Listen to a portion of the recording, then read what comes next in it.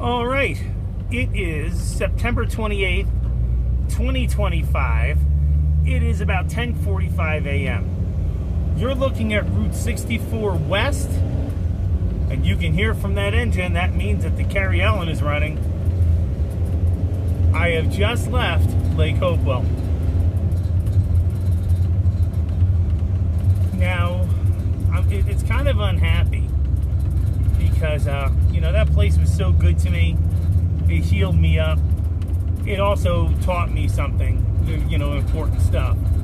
Yesterday was the worst day I had at work. The worst. Why? Because it was free fishing day. However, that means that all state parks in New Mexico were free for people to come in, hang around, do fishing, that kind of thing. The biggest challenge is Carson National Forest isn't a state park. It's federal property. You still have to pay the day use fee.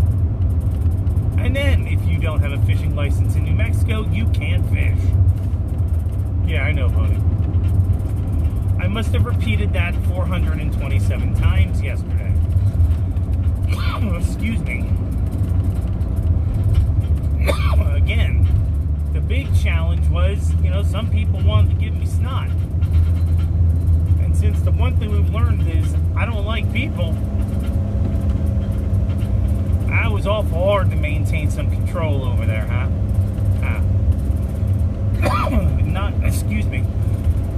Not too good. One thing Carson National Forest has taught me is I don't think I can work with people anymore. I really got to find something different.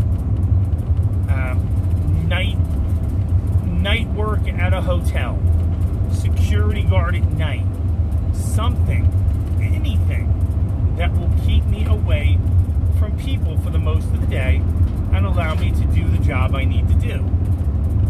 So that was a learning. I just think when it comes down to people and I don't know how to do it, I just think my give a damn is busted, man. I just can't do it. And, that's bad because, that locks me out of a lot of positions that I'm qualified for because I'd have to deal with people. And I'm like, yeah, no more of that. No more of that. No more of that. I just... violent, ignorant, stupid, violent. I just don't know what to do.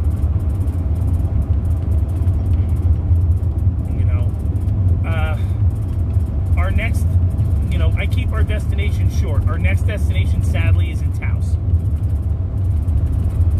I have to get gas. I'm close to a quarter of a tank. And I think I can make it that 31 odd miles to Taos to do my thing.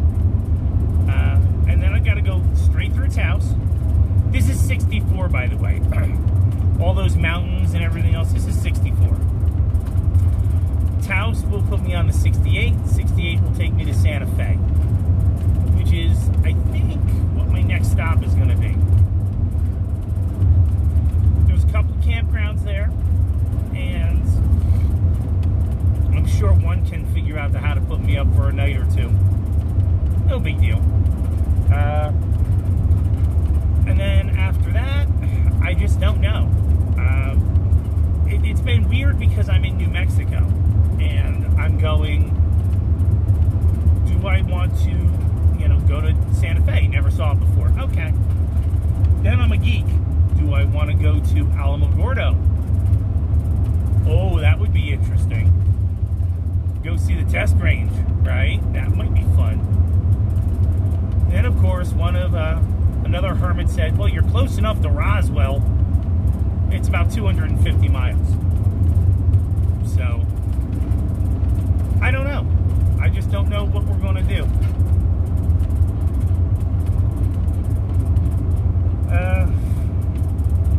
Had a bad dream last night for the first time in a while.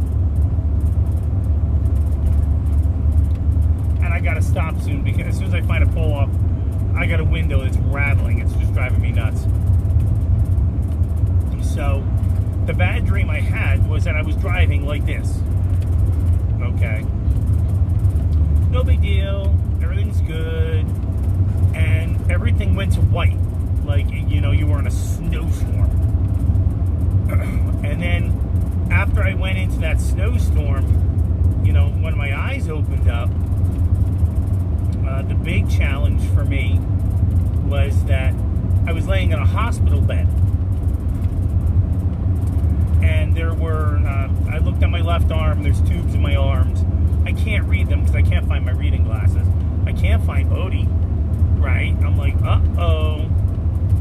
And it looked a lot like that second world country Miami hospital they locked me in before. And then I was there about 3-4 minutes just trying to figure things out. I said, what the hell's going on? Can I read that? What's going on? And then some person walks in.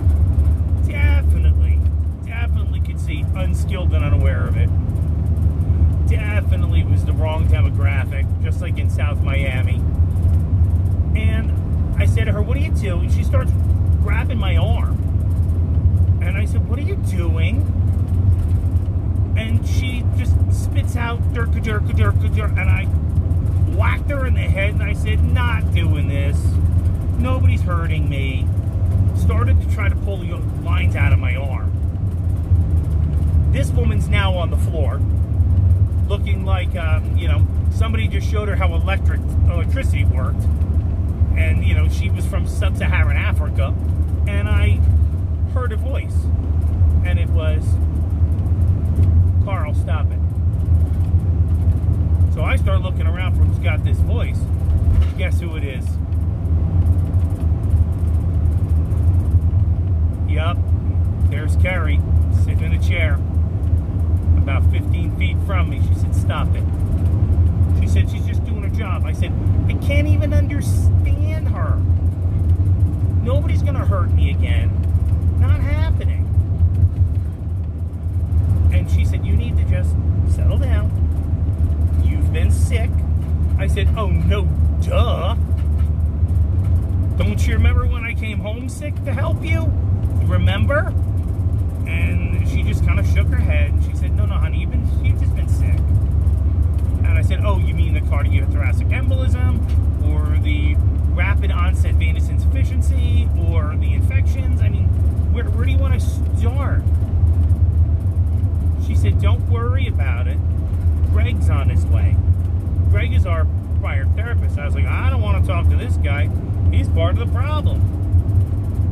She said, no, it's going to be fine. She said, remember, she has medical clearance for me. She said, you're going to have a little procedure and everything's going to be fine. I said, no, not everything's going to be fine. We're not having, no. So I started to try to pull the lines out of my arm again. She told me to stop it. She said, look, it's a very quick and very painless procedure. She said, and when you're done, you'll start thinking correctly again. And I went, huh? She said, so many people out there aren't thinking correctly. They got a little procedure. Once they do that, you'll be thinking correctly again. I went, who gave anybody clearance to mess with my brain? Nobody. Not you, not nobody. She said, if we want a peaceful world, you're going to have to start thinking correctly. You and all of your kind. And that's when I woke up screaming.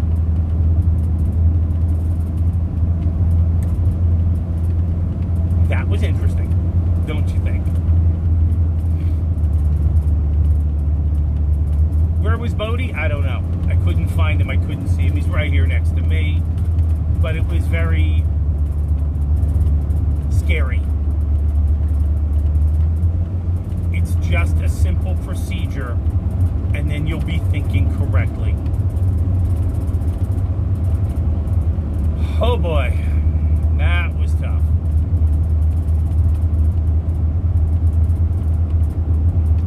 But like I said, our next destination is Taos. We're not even at the ranger station. The guy on the left is a guide and outfitter, and he's got a pretty good sized property out there. And then as you come around the corner, you may not be able to see it. He's the entrance to his ranch.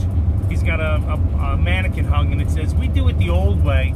And then he's got a mailbox hung up. It says U.S. Airmail. I like this guy. He's all right. He works with me.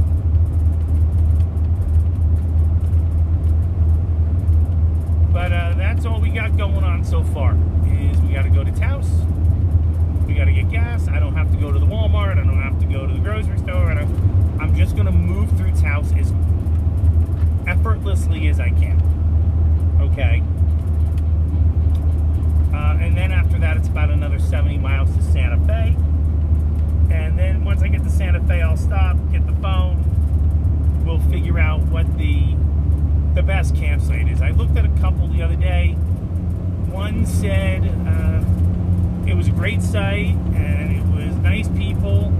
They said, however, there was a marijuana processing center next door to this campsite or to this campground, and they said, and it smelled like weed the whole time. And I'm like, yeah, I don't think I want to mess with this.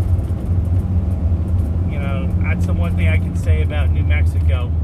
Obviously, hiking, fishing, camping, and these quote-unquote cultural things must bore them to tears because they want to bake their brains. I don't get it. I just don't get it. But, you know, Colorado was the same way. We talked about that. I don't think there's anything that anybody can really do about it. You know, when you take, you know, an indoctrinated group of young people and then you put them on more drugs, any number of drugs, you're going to get a real dumb populace. Hence the reason I'm like, well, how do I get out of here? You know, what's my next step? That's why I'm thinking night auditor, night front desk at a hotel, night security, because those are the ones where there's nobody there. Nobody. And my feeling on that is, hey, you know, that sounds like a good idea. Just nobody there. Or very few people. Very, very few people. And if there's a problem, hey, I can fix problems. That's kind of my specialty. I'm holding on to the camera because I've got a weird S-curve here. Let's see. This morning it rained. It was very cold the last couple of nights. 37, 36. Made it a little challenging here in the Carrie Ellen because, like I said, the furnace still isn't working. Why? I don't know. I think I need a board. The guy I called him about 6 or 7 times. 5 times. And, you know, hey, come on, listen, I'll be in Santa Fe. I'll save you the travel fee. Never a call back. My question is he over at the marijuana dispensary? Obviously, he doesn't want business. So, okay, we'll work it out. Even if I have to figure it out myself, we'll work it out. You know, fortunately, we have a smaller heater, so I get up at about 4:30. Excuse me, turn that thing on. The nice part is that, you know, it's such a small space that it gets warm pretty fast. You know, but today it was raining, and then I had to go out today. It was my last official work day. I had to clear the campsites. I had to make sure, you know, anybody who was staying there, the fire rings were shoveled out, lock the bathrooms, take out the toilet paper, that kind of thing. Not terrible, just, you know, not fun to do in the cold and crappy.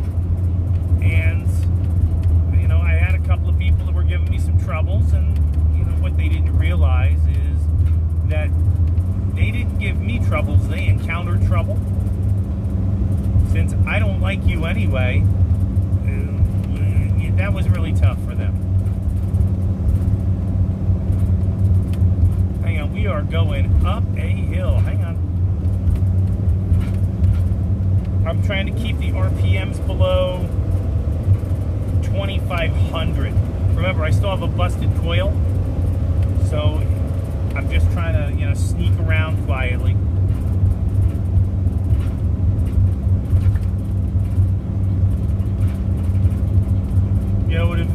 It's about a 20, incline. With a V10, you're going to get up the hill. You're just not going to get up there fast. So if there's somebody behind me, if they want to pass me, go ahead. I don't care. But, ladies, what you're seeing right now, is all you're going to see for the next 20 minutes, which is no fun, Once I get out of the mountains, it gets really flat, and the ground is really flat and really straight, and then that's all you can really do. You just kind of drive. But what I'm going to do is I'm going to push up and around these hills, tell you guys that I will talk to you again when I get to Santa.Fe. I might have a phone in a couple of minutes, you never know. But hey, let's give it up to Carson National Forest for healing me up. It really wasn't bad except for the weekends, honest. Weekdays, 5 people, 10 people, whatever. But the weekends got kind of crazy, and people would do stupid things like steal toilet paper and do things like that. So look at that incline. I forgot about this one. I've been driving the pickup for so long that I never really thought about it, right? And it's because the pickup was a Ford Maverick. It was nice. A little too many computery things for me, but you got to do what you got to do. But I'm just gonna end this as I head up this hill, because this is gonna be a bad one. I'm gonna take a couple minutes. I'll see you guys later as we get up this hill. Bye.